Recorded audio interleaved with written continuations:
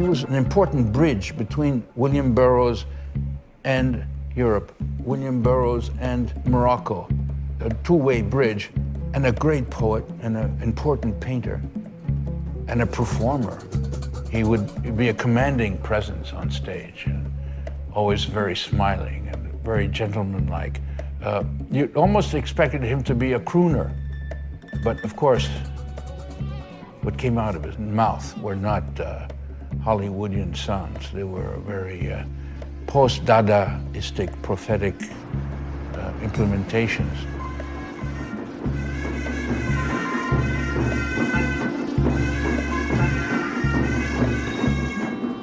But I love his paintings very much too.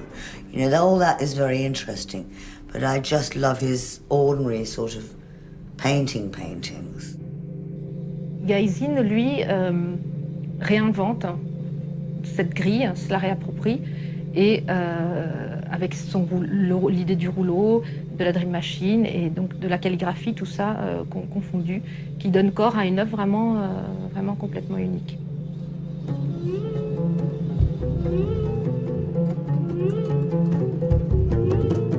C'est un objet absolument magique qui, je trouve, est peut-être pas assez mis en évidence, en tout cas à l'intérieur de notre musée, parce que précisément c'est un objet, on ne sait pas trop où il se situe. Oh, the bulb didn't come on, eh? You imagine a nation of people glued to their television sets, you know, all sitting in their living rooms, you know, mom, dad, the kids, the dog, the cat, you know, all sort of in this blue, gray light, bathed in this, and like automatons, you know, like a nation of automatons, and suddenly you have an alternative to that, and that alternative is a kind of a beautiful device that moves and that allows each of those people in that room to have a completely different experience, and that there's no sort of central authority that's you know, projecting this from a studio somewhere, but rather each of these people are inventing their own scripts and their own films. This was the ultimate way to defeat control.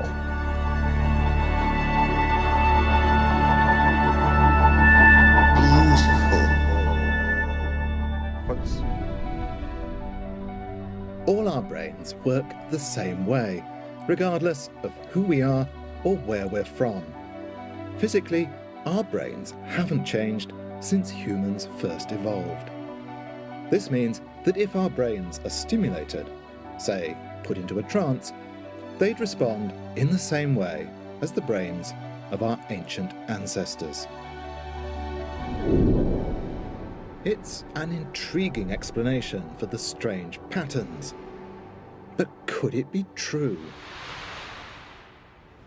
I've come to London to the Institute of Psychiatry to find out.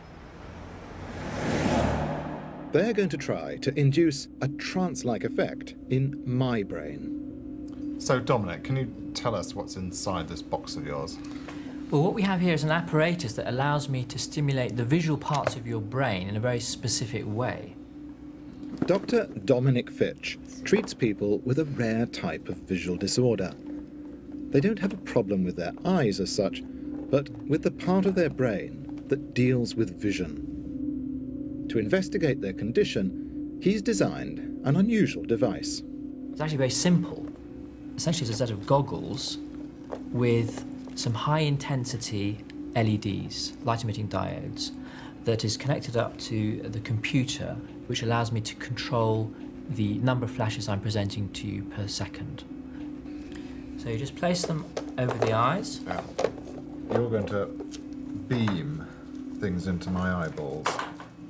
That's right. Now you have to keep your eyes closed because, as I said, the flashes are rather bright. Yeah. His patients had reported seeing peculiar shapes and patterns appearing before their eyes. The goggles are designed to induce these images in the brain. Is it going to hurt? It's not going to hurt. So if you have your eyes closed... Got them closed. What are you seeing now? Right, what I've got now is sort of throbbing blobs, if that makes any sense, with a sort of network of very fine black lines.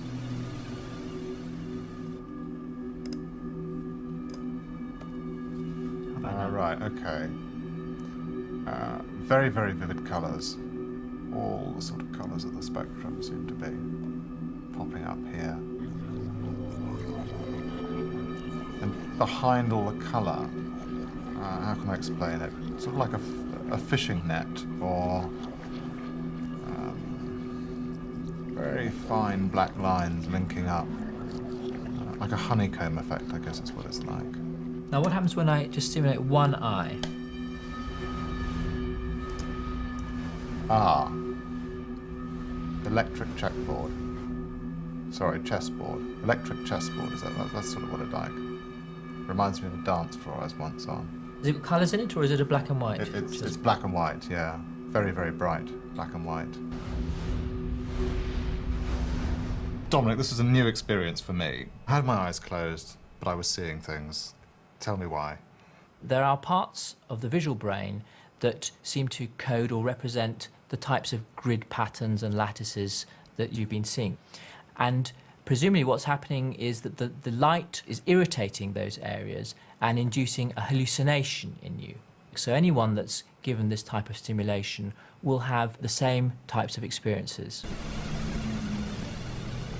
Paradoxically, you can get exactly the same phenomena when too little information gets into the visual system. Okay. And certainly many subjects, when they're blindfolded, after a time will start to see those sort of patterns as we induce in you today. Right, so if I went into a cave with no sources of light, or blindfolded myself, I might start seeing just the same sort of things as I've seen. Indeed. Yeah. Indeed. This would explain the strange patterns. Deep within the darkness of the caves, prehistoric artists experienced sensory deprivation.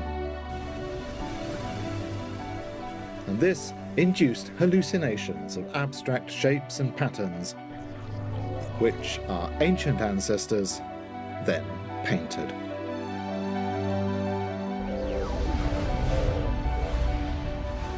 But Lewis Williams realised abstract shapes were just the beginning. As people spent longer in trances, their hallucinations took the form of things of great emotional importance. As with the San, for our prehistoric ancestors, that meant the animals whose power had captured their imaginations. We're going to hallucinate an eland if we're a San person, whereas if we're living in France, we're going to hallucinate a bison, shall we say. Or they will see a horse. So culture plays an enormous role in it. And because these images were hallucinations, they'd appear and later be remembered as two-dimensional representations, visions flattened onto the wall of the cave. People didn't one day invent making pictures.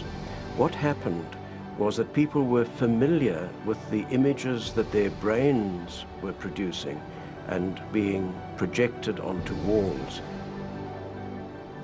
And they wanted to nail down and make permanent those images, those visions that they saw. So they weren't making pictures of horses that they saw outside the cave. They were nailing down visions. Lewis Williams had finally found an answer to the mystery of how people who had never seen a picture before came to create two-dimensional imagery all those thousands of years ago. They weren't copying nature, but reproducing visions created inside their heads.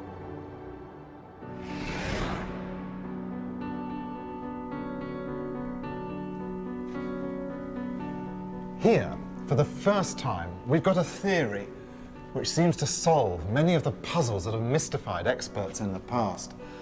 It's a theory based not just on an investigation of the cave art itself, but a scientific understanding of what was going on inside the heads of those who made it.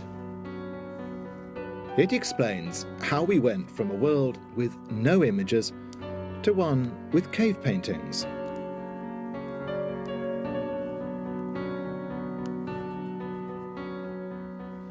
But it doesn't explain how we got from there to today, the modern world where images dominate our lives.